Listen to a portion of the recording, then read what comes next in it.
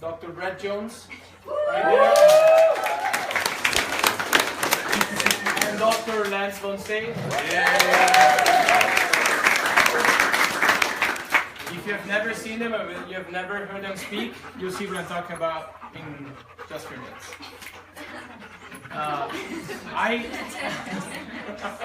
I'm so grateful because I can consider them colleagues, friends, and brothers. Lovers? Lovers.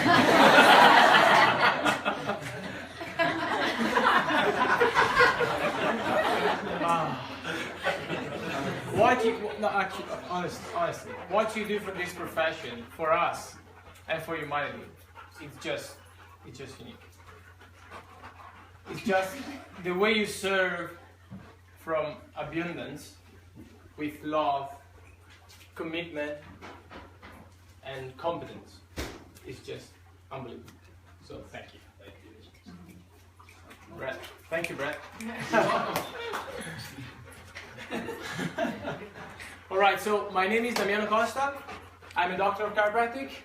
Graduated a couple of years ago from the Madrid College of Chiropractic. I'm Italian. And I also am the president of the World Congress of Chiropractic Students. Yeah. Woo! Woo! So for those of you who don't know what the WCCS is, it's an international collaboration of chiropractic students. In other words, it's just a community of chiropractic students from all around the world that come together once a year with a common purpose, which is advance and unite the global chiropractic profession through inspiration, integrity, and leadership. Can I get a thumbs up?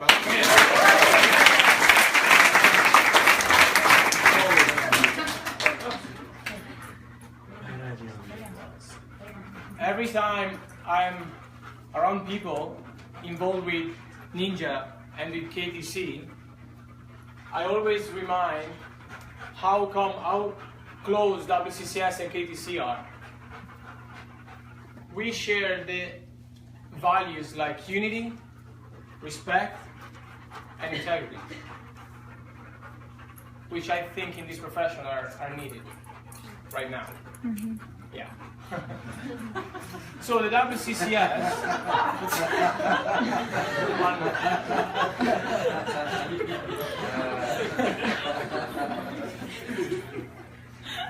So the WCCS is a unique leadership training, and is also the organization that is trying to bring chiropractic out there.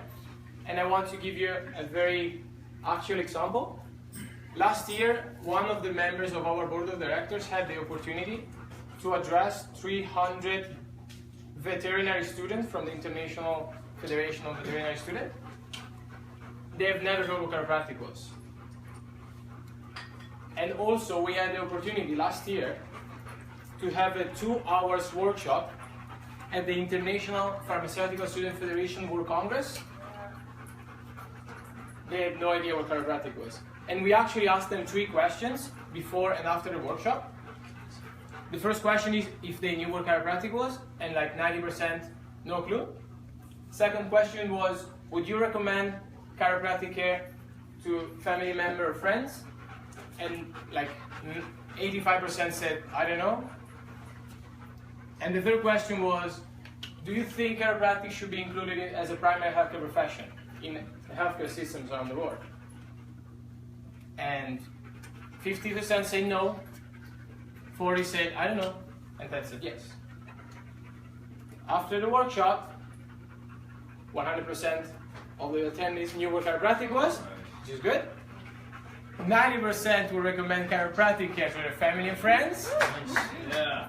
And 90% also would consider chiropractic as a primary healthcare profession. Yeah.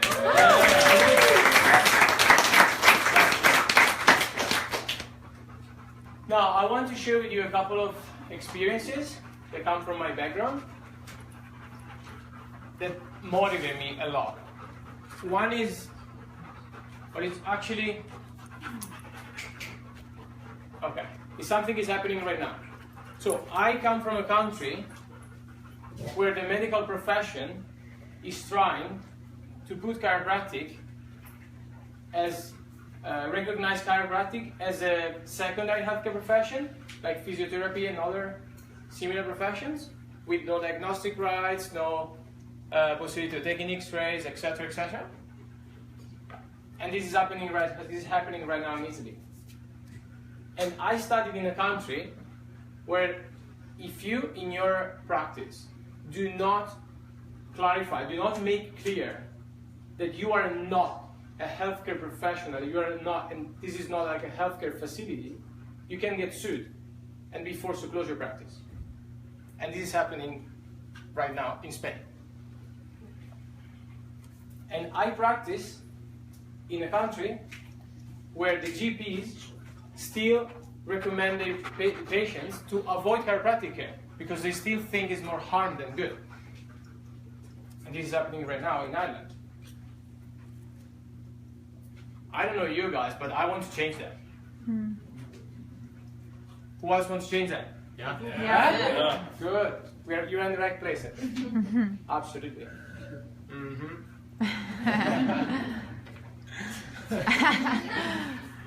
So that's a big challenge. That's a big challenge. And out of this challenge, I see an opportunity. And this leads me to my second experience that I want to share with you today. I was speaking a couple of months ago at the European Chiropractors Union Convention about chiropractic and education. I was bringing the student perspective there. And right after I spoke, there was a panel with a few representatives of different schools around the world. And after that, there was a Q&A session. And the questions that came from the attendees to a specific representative of one of the schools that were speaking there came from a place of fear, aggressive, anger. And the people that were asking those questions, they're actual leaders of the profession in Europe. So the very first thing came up to my mind, like I felt sad and discouraged because we try to promote unity and we try to motivate students to respect each other, embrace diversity, and then we saw our current leaders just talking shit to each other. But then I thought, okay, that's what they're doing now, but this is a big opportunity for us because we are the future leaders of this profession. We are, not I am. We are. Yeah. Right? Yes. And I would like also to acknowledge and appreciate every single one of you that are here today. Because you're already committed to change the future of the profession, to create a better future. And we need people like you. These, like the international chiropractic organizations that are leading our profession, I don't think they realize how much they need you, or they need us. And we will have to be brave enough to step up and go take leadership in those organizations. I'm doing it right now, and I'm expecting all of you to do that. Can I get a yes? Can I get an applause?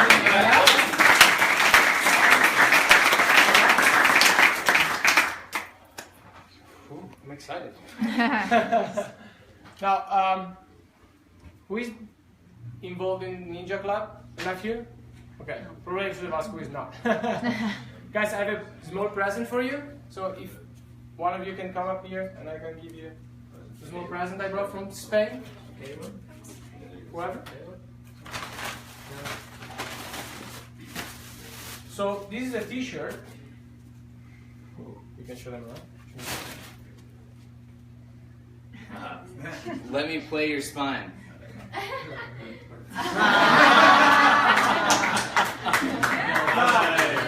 Now, yeah, and it says, and listen to your name. Yeah. There is a story behind this t-shirt. Apparently, it's a very cool t-shirt. Let's be honest. So, in Spain there are 2 chiropractic colleges at the moment. The very first one is the Madrid College of Chiropractic, and this is a t-shirt that the first class graduated from the Madrid College of Chiropractic created to fundraise for their mission trip.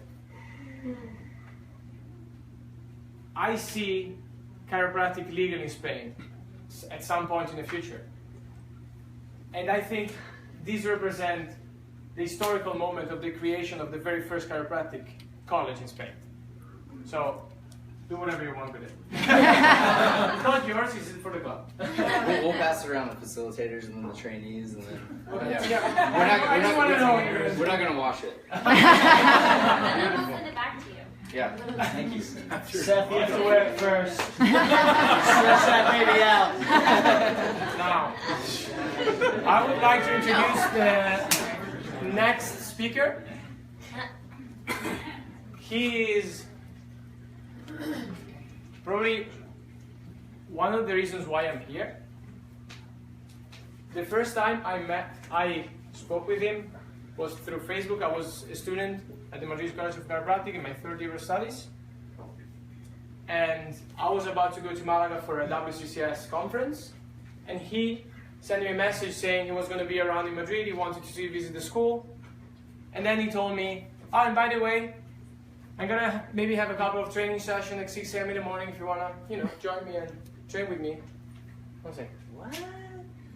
6 a.m. training? In Spain, it's, classes start at 10 a.m., It's true. I'm not kidding. That's amazing. But then, he didn't, unfortunately, he didn't come to Madrid, but then I met him in Malaga. And he's also one of the reasons why, right now, not every day, but I try to wake up as early as I can, right? To train and have a morning routine, and I'm inspired to become a better chiropractor every single day. So without further ado, Dr. Let's on stage.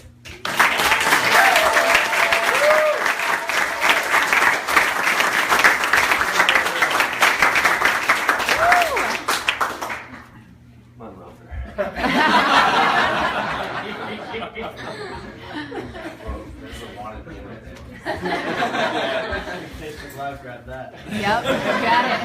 Can I get a copy of that? Yep.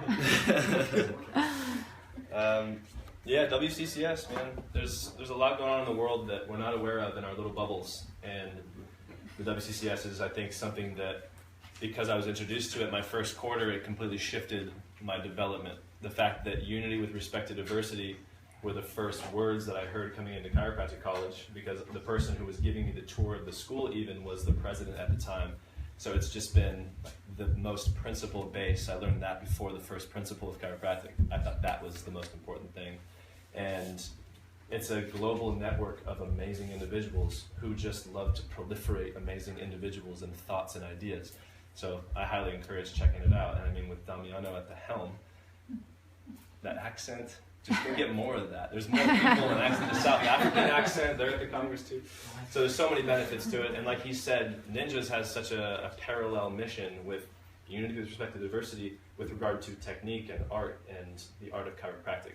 So transcending the techniques that divide us and recognizing that at the base level we're all expressing our different artistry in the art of chiropractic, serving people at the highest level possible.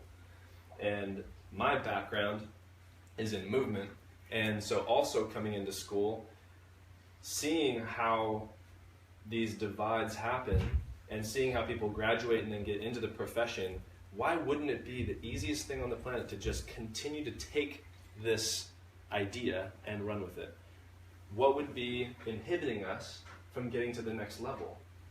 And we've gone now, since 2011, we've been on campus, I think in like 25 different schools, or 15 different schools.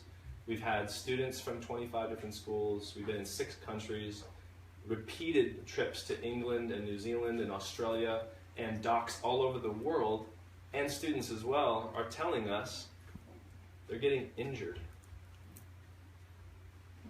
Or their adjustments aren't working, so they're having to change their technique because it hurts their body a little bit. And they're worried they're not going to be able to maintain the practice and support their families. And so they have to alter what they do, or they have to supplement with something else. And if they're not able to be clear and connected in practice and serve people without thinking about that, if their safety need is not met, which is just above oxygen, how can they possibly maintain this purpose-driven lifestyle and continue to proliferate these ideas? So there's a lot of different ways that we can impact the docs in our practice, this family that we have. But for me, movement is my passion. It's the way that I understand the world. And I have some very intimate relationships with movement in my background that have led me to believe that it's going to be the best life spent if I can help others move well. A couple people come to mind when I think about this concept, and they're both from the Australasia area. One of them is a doc from New Zealand, and we were at our camp the first time we went, and he came up really stoked about the camp and just said, "Man, thank you guys so much for coming. I haven't been able to actually adjust like I wanted to for over 2 years." It's like, "What do you mean?" He's like, "Well, my shoulder was killing me, so I had to start doing activator and doing all these other things that, they work, but it's not how I like to practice this. I like to get in there and put my hands on people." That's his expression of artistry, and he wasn't able to do it because his brushes were broken. After the camp, he was able to start adjusting again, got back into it, and he's practicing. Another story is Dr. Louise Kingsford, who's on the Artful Chiropractor podcast. If you haven't heard that episode, she tells this story. We went to Brisbane for the first camp that we had in Australia, and she was almost graduate, still a student at the time, and she had some conditions in her body that made it really challenging for her to adjust. It was painful in her wrists, it was painful to move, and she had been told by her mentors, "You're not going to be able to practice. You're going to have to get into research or do something else." These were the people charged with guiding her through this profession. These are her aunts and uncles in the profession knocking her down. There's no opportunity for you here. Do something else. Don't express your art. She came to camp and just bawled her eyes out on a testimonial video telling us that she had hope. She had been able to train and put her hands on people without pain for the first time in a long time. And now she's traveling the world. She's been spending 4 months in the United States going every seminar you can think of, every mission trip you can think of. She's kind of home base in the Bay, just trying to soak up as much chiropractic as possible so she can take it back and crush it. So that I would love, if she ever sees this, just give her a round of applause.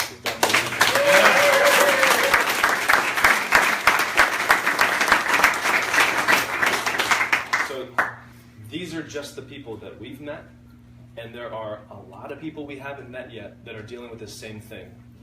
And when I first started looking into this, because I also had an injury, my second quarter in chiropractic college, my L5 disc ruptured.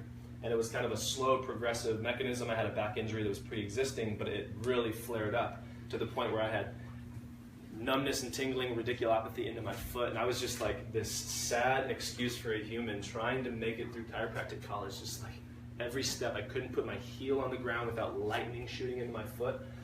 And I was just depressed. My relationship was suffering. My health was suffering. I didn't give a shit about class or what the hell was happening today. I just let me get to the next place that I can put my hand on something, and then I'll think about what's ahead of me. And that went on for almost 6 months. The only time I was out of pain, the first time in 6 months I was out of pain, was actually in a network office. I had no idea what it was. People kept talking about it. It was something different, and I had been adjusted by every doc that I respected. I had paid way more money than I was wanting to at the time, but I was desperate. And I paid $1,000, and I got 2 months of care, and I would walk into her office, and she'd wiggle me around, and she'd tell me to breathe from my balls, and all these weird things. Okay, whatever it takes, tell me. And I would get up from the table, I would walk to my car pain-free. I'd walk in like the Walking Dead, and then I would walk out, not thinking about it at all. Like, oh, this is a wonderful day. As soon as I would get back in the car, right back into the pain, right back into the stress, right back into the fight or flight, and it wasn't until the next visit that taught me that there was something was happening there. It gave me a little bit of hope. That was a spark. I didn't know what it was at the time. All I needed was to get out of pain so I could visit my wife 2 hours east, drive 2 hours, or work. I had a business 2 hours south from the Bay. So I was desperate at that point. And I started looking into this work. Looking into PubMed. My background's in sports medicine, so that's like my go-to thing. If something comes up and it's interesting, I see what's available on PubMed. And the first thing that pops up, work-related injuries to chiropractic, doctors of chiropractic. This is the 2006 study in JMPT, Susan Holm and Kevin Rose. 40% of the chiropractors that responded to that questionnaire said that they had been injured while practicing. Shoulder, wrist, and back. 40%. And that's docs. I was a student. I dug a little deeper. 2008. Journal of the Canadian Chiropractic Association. Erica Kuhnel, Brian Gleberson. Shit tons of students are getting injured. This was a global study. I think it had 5 or 6 chiropractic colleges from around the world. And then just today, out of curiosity, see what's updated. 2009, another study popped open. So this is in the literature. It's showing that this is something that's happening. It's a problem. It's not just at the doctor level in practice. Students are showing up to school with pre-existing injuries that are getting exacerbated in school, or they're sitting in desks for 12 hours a day and becoming deconditioned, and their bodies are no longer prepared for the rigors of chiropractic. We're not preparing the soil like we should be if we want to harvest crops after we graduate. So leaving that quarter in pain, I got in the car with my wife. We drove an hour down the coast because I couldn't drive more than an hour. It was too much for my low back and for my leg. Got out, went to the beach, I meditated, and did foundation training, which if anyone was there today, you know what I'm talking about. Did that for an hour. And then I'd feel a little better, get back in the car, we'd drive another hour, stop at another beach. We just drove the one the whole way. And by the time we got all the way down there, 8 hours of driving, hour on, hour off, foundation training, meditation, the pain was out of my foot into my calf for the first time. I didn't even really put that together until the next day. I did the same thing, went to Huntington Beach and just stayed there all day, dog park, and just doing foundation training, meditating, wading in the water. The pain went from my calf into my hamstring. Then I was onto something. It's like, this is working. I don't know what this is. I'm just going to keep pulling this thread. The next day, it was into my butt. The next day, it was into my back. Day 5, pain-free, and I did a backflip. Pretty stupid to do, but I had to. I had to know. Do I work again? When I was like 18 or 19, I met a dude who was probably 40 who could do a 360 flip on a skateboard. So I was like, I have to always be able to do a 360 flip, and I have to always be able to do a backflip because I could do a backflip at the time. And so that was the thing I was really scared of losing. So when I couldn't do it, it wasn't like the pain was one thing, but not being able to do a backflip or a 360 flip was like, this is not good. My kid's almost here. Like, we gotta have this round. So that taught me. That was the link from that network experience of where I'm wiggling my body in different ways with this ruptured disc with a free-floating fragment that a neurosurgeon said, let's just give you some time because I think your white blood cells might be able to resorb it.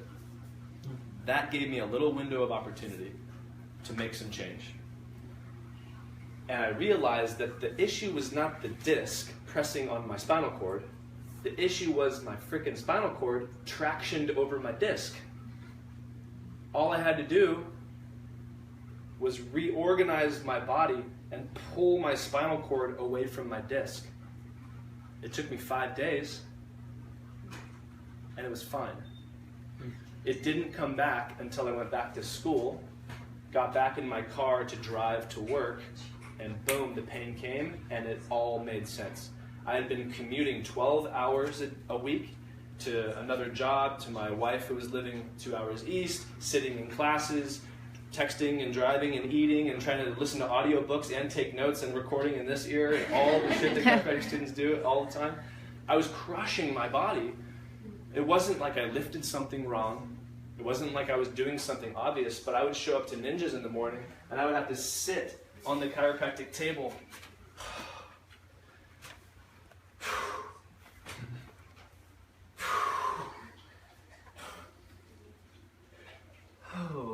It was a sad time. I was not very passionate about it. I just knew I had to keep working and keep trying and keep experimenting, and the fear of missing out. This guy Brett Jones was getting really good really quick. I had to keep trying to keep up with him.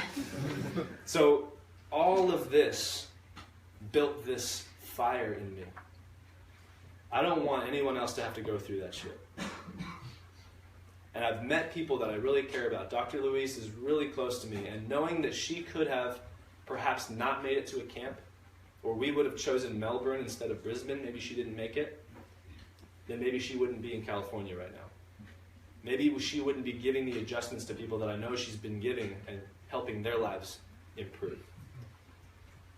And if you think about how the lessons of your life come into play for you, every experience that you have becomes your fuel, it becomes your fire. It's the thing that you automatically will have empathy for others without even trying. You won't even understand why you care so much. It's just innate to you because you've felt it and you've made it over that hurdle that someone else has just arrived to.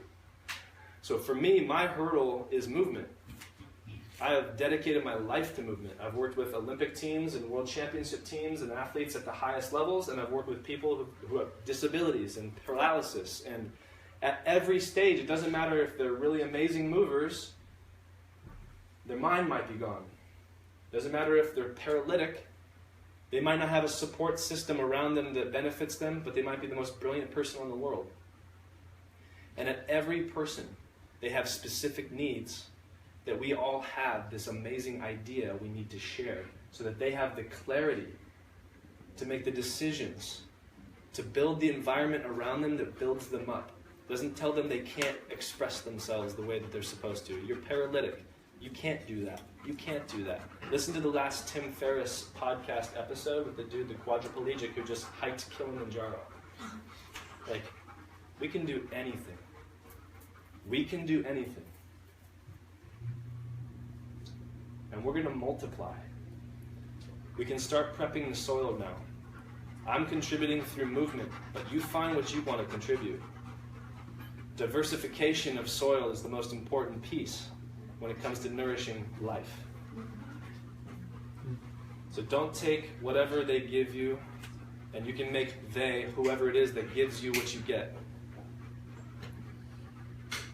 Build it.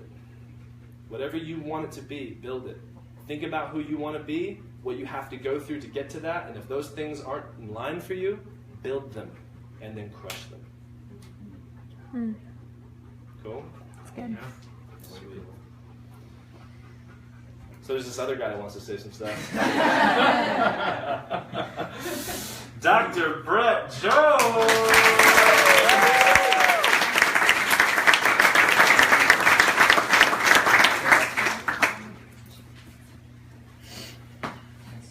My other lover from another mother.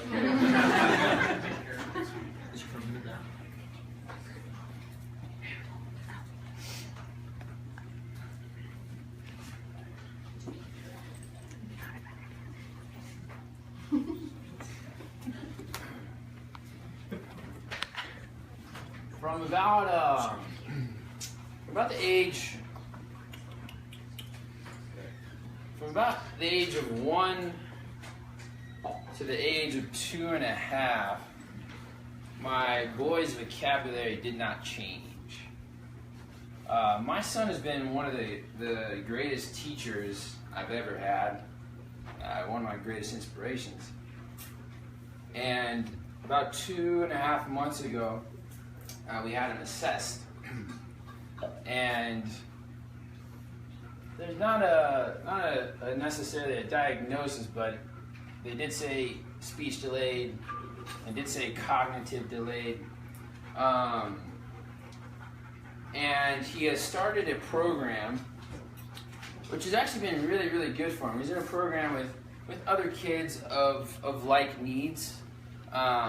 And yet there are definitely cases that are a lot more extreme than he is. There's 3 other kids with Down syndrome in there, there's kids with severe autism, and kids that aren't talking, kids with severe anxiety, and however, I take them on Tuesdays now.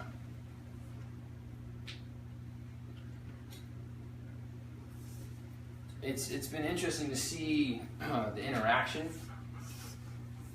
And one of the things that happens in that group is there's an hour of parent time where the parents get huddled together and discuss what's going on. And I always feel like, not like I'm the oddball in there, but I'm kind of an oddball. Last parent group on Tuesday, this concept of special needs was coming up. You know, and what's the route that you go to after this class and whatnot. And the enlightenment that struck at that moment was either all needs are special or there's no special to the needs. The needs are just needs. Or all needs are special needs. And although that person's needs may be different than another person, I was having a hard time with the labeling, I guess, of the special. And then from that came the whole epiphany, and actually what I've had a smaller epiphany on it earlier, was that there's this weird balance of a parent, of a kid that has unique needs. And it's wanting to make sure that they're getting the best help that they can so that they can express the best of themselves, and never wanting to ever put somebody in a box because of a certain potential diagnosis. Because a certain diagnosis is supposed to express a certain way, and you got to watch for these certain things, and they're going to be around these certain people so they can continue to express these certain things. And what comes to my mind is how awesome would it be that no matter what your needs are, you're in places that just want you to express the best you. Not to be an average. Meaning that a lot of these times, these people with these certain needs, the parents are feeling this strong pull to get them to be average. Of a average expression.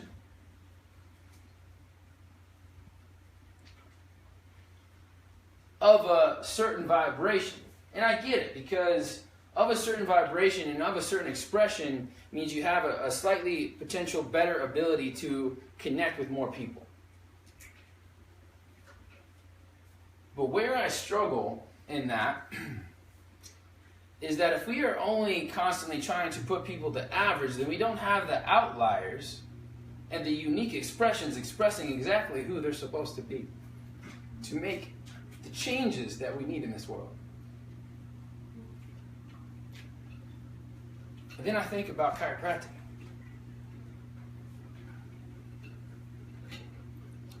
And I think of a diagnosis. The diagnosis of the chiropractor. There are some of you that are walking around with the diagnosis of a chiropractor. And that diagnosis means that you are supposed to be of a certain vibration. And that certain vibration and that certain expression has been set by those that came before you within a certain system to have you be an average expression of a chiropractor.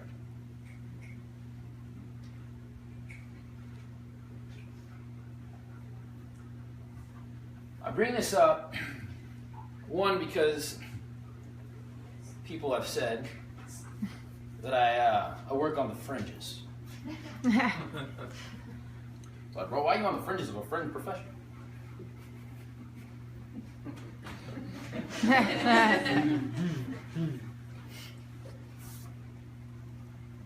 I say this because I believe, personally, that as a chiropractor, there is a unique opportunity to express fully as yourself, to allow others to do the same. We've seen cycles for at least 150 years now of a healthcare system designed to make people feel better.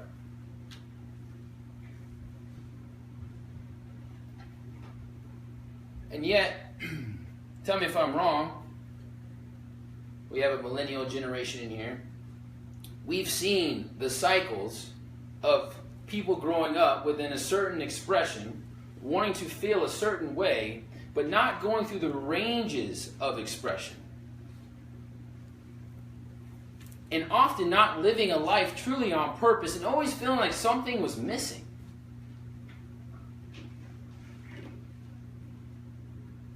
When do you feel the most alive? It ain't in the average flow. You feel the most alive when you are expressing across the entire spectrum.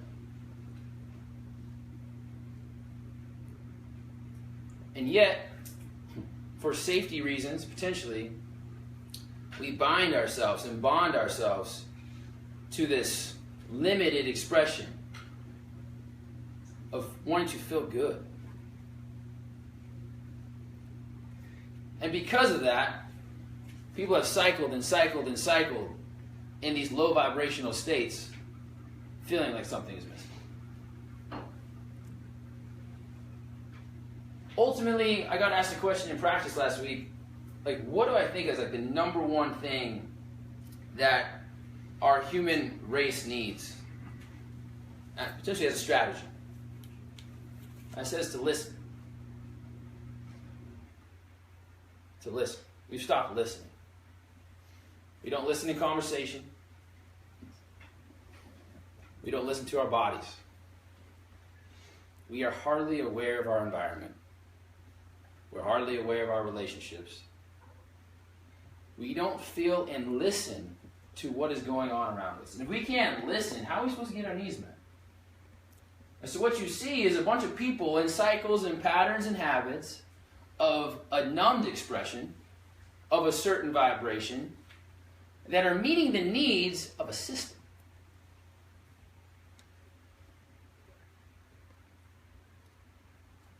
Right now, as a chiropractic student, you are meeting the needs of a system.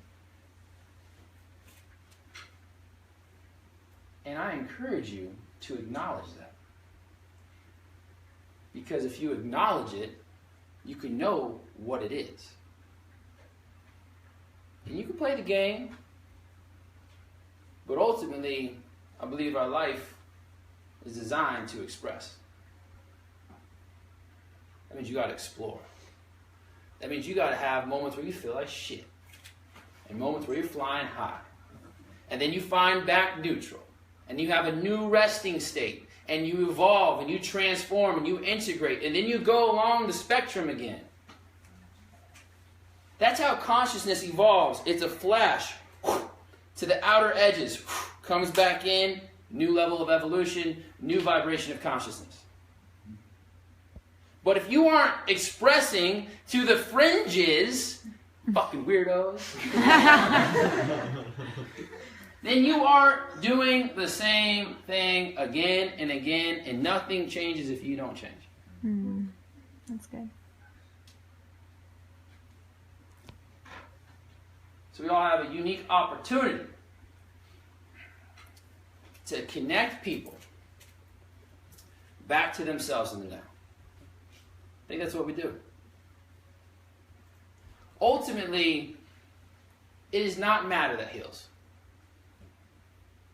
It's not energy that heals. It's the intelligence that heals. Intelligence organizes the energy and the matter. So we need to acknowledge the intelligence that's within each and every one of us. And that's why I think it's so interesting that a technique war even exists. Mm-hmm. Too many people are mattering about the matter.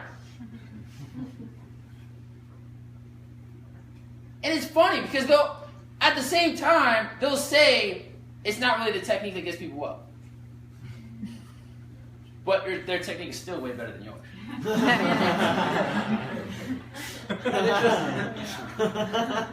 Yeah. So how do we bring the awareness of a profession? Because this is what makes chiropractic awesome. A principle. Here's what destroys chiropractic. Chiropractors. Mm-hmm.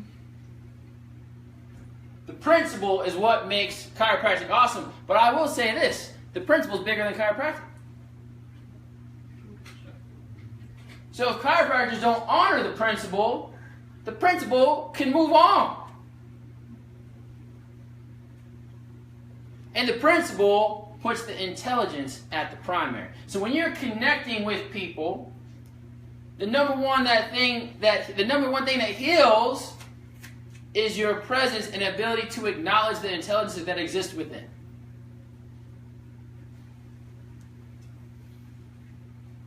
Here's something special. I believe self-fixation is a need for acknowledgement.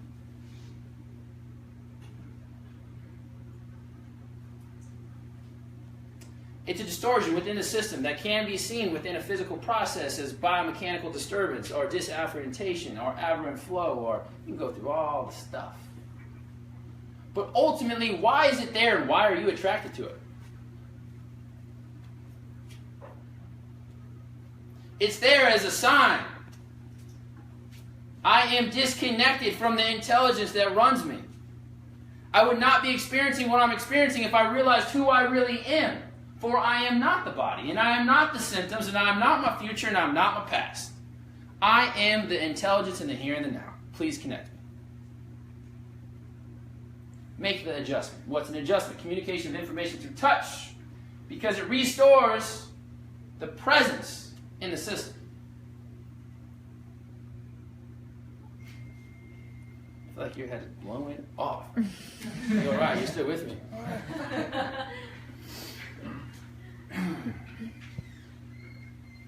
Here's another question. Where can chiropractic go?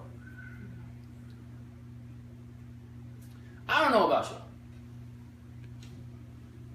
I came into chiropractic reading the green books, loving the philosophy, loving the principle. And then the more I was in the chiropractic game, and I got to do my 360 around what was happening, the more I liked the old days.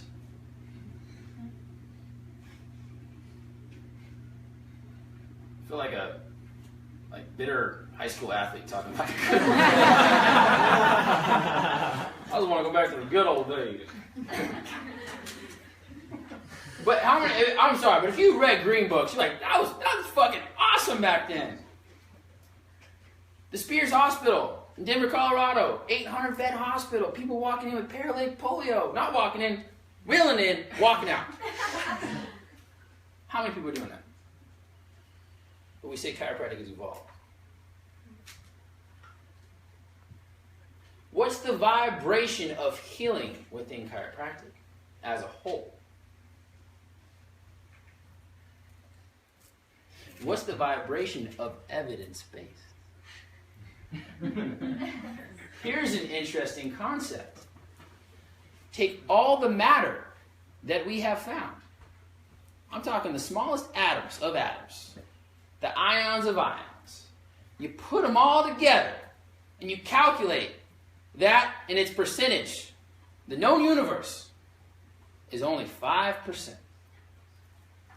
95% we can't even detect. Did you know this? 95% they call dark matter and dark energy. They know it exists based on their calculations, but they can't figure out what the fuck it is. Did you know the greatest... This is interesting.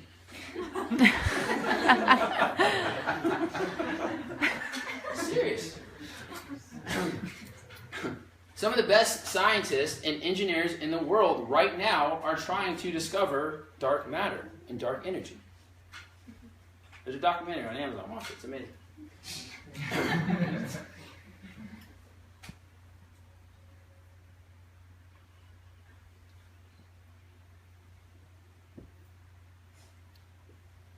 where are we going to go?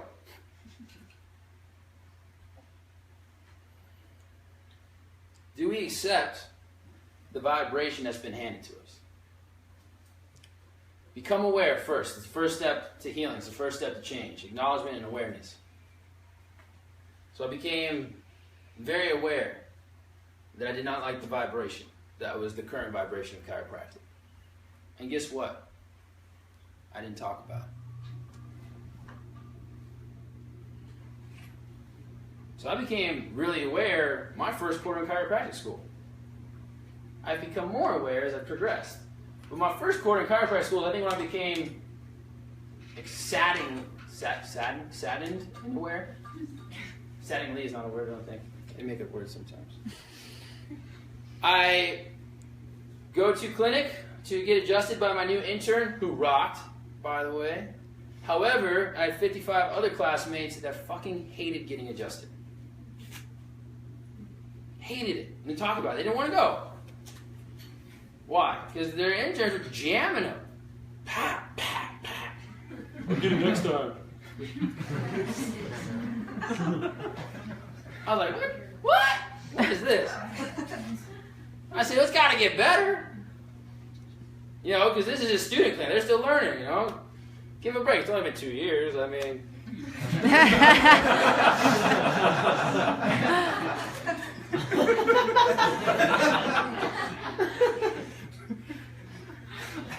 Sorry. So I said, it's got to get better when we get to outpatient clinic. It's got to get better. And unfortunately, it was the same thing. It was 50% of the pod doctors cleaning up what the chiropractic student couldn't do. And then unfortunately, even watching the pod doctors, like, that doesn't even look awesome. So I was like, how do I make sure I am not that? And as an athlete who has trained my entire life, usually 3 sports, almost every year since I was 4 years old, I was like, well, if I wanted to be better at anything within any sport, I train for it. If I want to be good at a chiropractic adjustment, it kind of looks athletic, I should probably train for it. And so I started writing down what I thought the qualities that went into a good chiropractic adjustment. And then I interviewed the doctors that at that time were being, I don't know, shown to me to be some of the better adjusters in chiropractic. And I said, what'd you do? And I started writing little routines down. Well, I'm going to go in and it seems like you need some balance. Seems like you need some power, some speed, some precision. Presence kept coming up a lot. Focus. So I'll do some meditation now, I guess. I don't know. Never meditated in my life. And that process started. And it started just going in and trying things out and then inviting people to come. And then me, Lance, John McCarthy, and Paula Philly had a little crew that was going pretty strong. And then there was a mission trip coming up. And I asked the kids why they were going or why some of the crew was going. And they're like, oh, we want to go learn how to adjust. I'm like, nope, that's the wrong answer. I said, I'll train you. Come at 6 in the morning, twice a week, I'll train you. You can't miss. And so we had a crew that showed up. Entire quarter, 6 in the morning, crew at 12, nobody missed, nobody was late. Next quarter, I said, oh, maybe there's something to this. Maybe we should continue. So I did another quarter, we had 26. The next quarter, we had 36. And then I had a hobby of trying to make people drop in the first week. So ninjas was a lot different back in the days. Still the same formula, though, surprisingly enough. The morning training sessions still follow the same flow. We do your morning outdoor. We used to just try to crush people on the outdoor stuff. And then we'd come in and we do Sid Lunas, 49 breaths here in Marietta, Georgia. Love you, Sid. That guy was a renegade, by the way. Talk about somebody on the fringes, but look all he did. And then from the meditation to a chiropractic specific, mobility charge up, and then from there to artistry, we work on our art. So we work drops, we work strikes, we work all these things. Why? Because I noticed a vibration, and I didn't want to be of that vibration. But what I ask you now is where can chiropractic go? Because originally I said I just want to give better chiropractic adjustments because that looks like it hurts. And if these people are trying to come pay me, I should probably deliver a product that backs up the philosophy.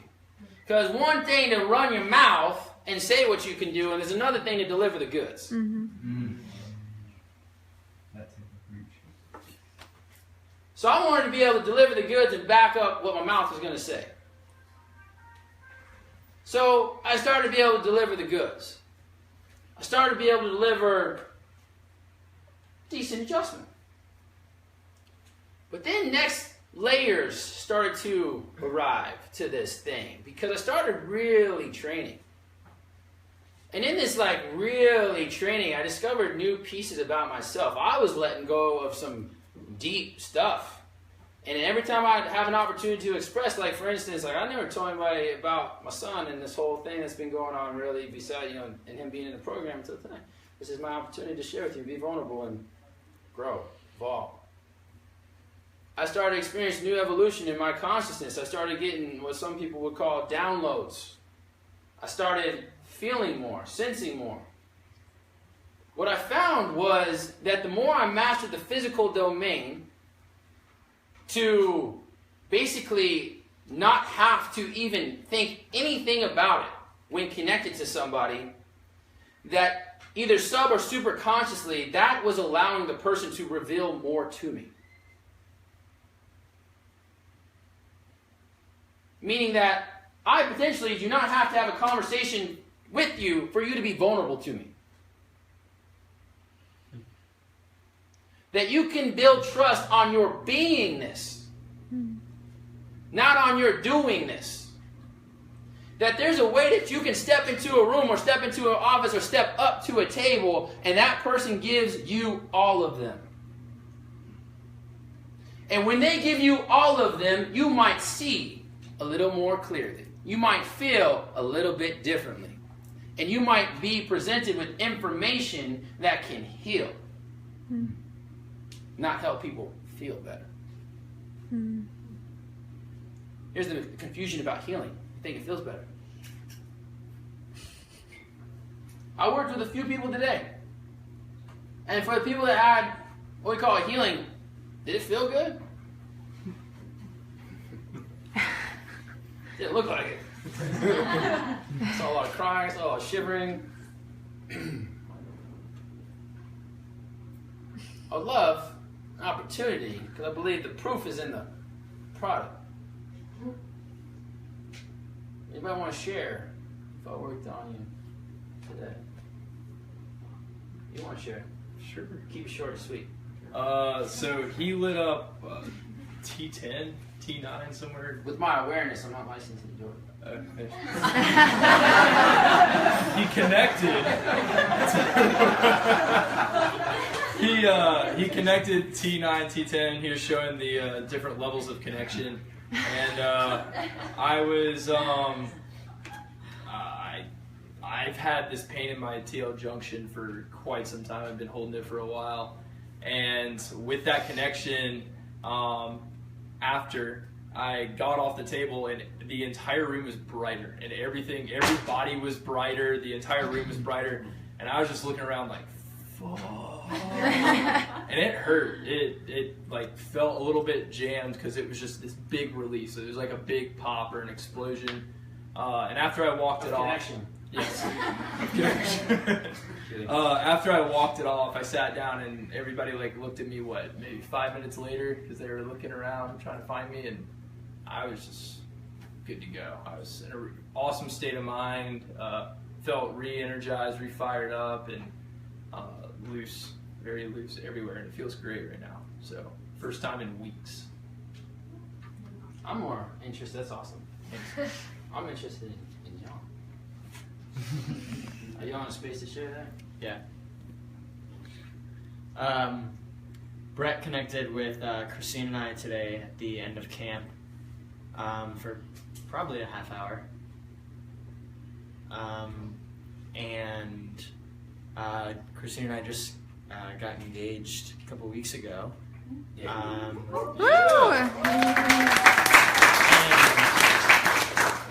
We've always known that we've had a very unique connection.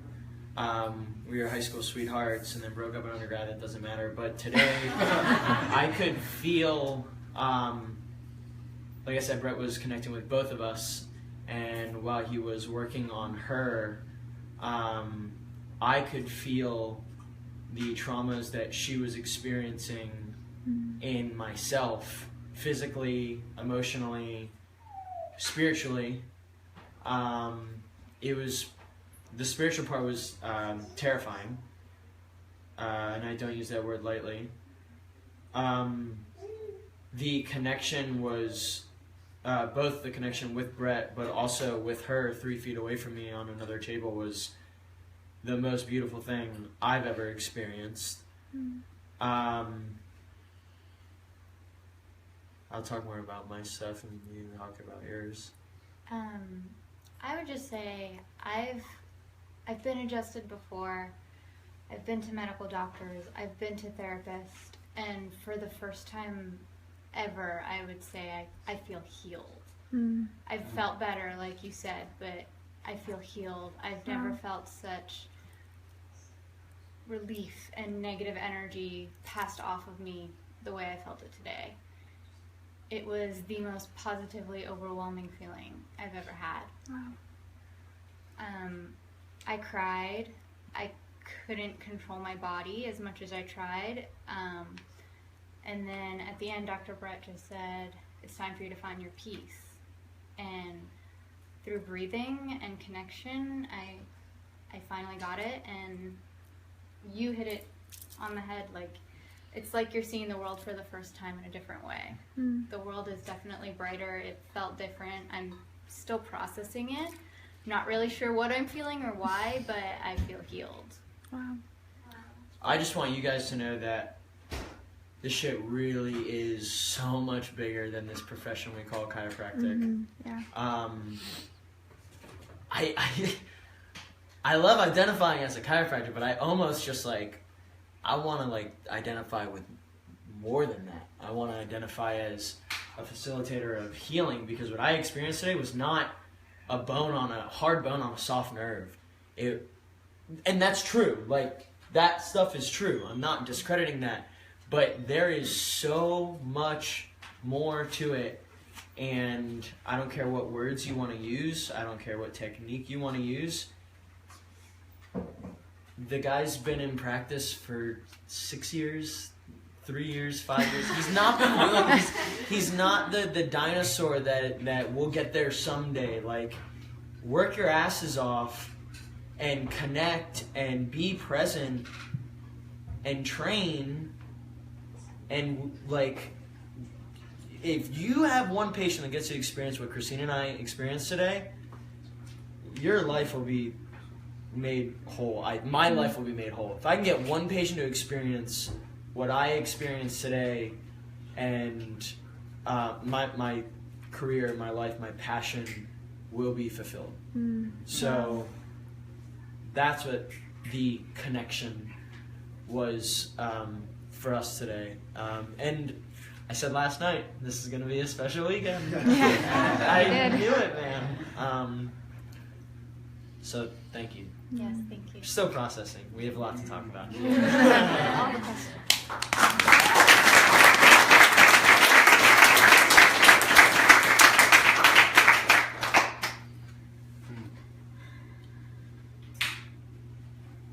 We get to choose what we want the chiropractic vibration to be. And chiropractic and chiropractor is not your diagnosis.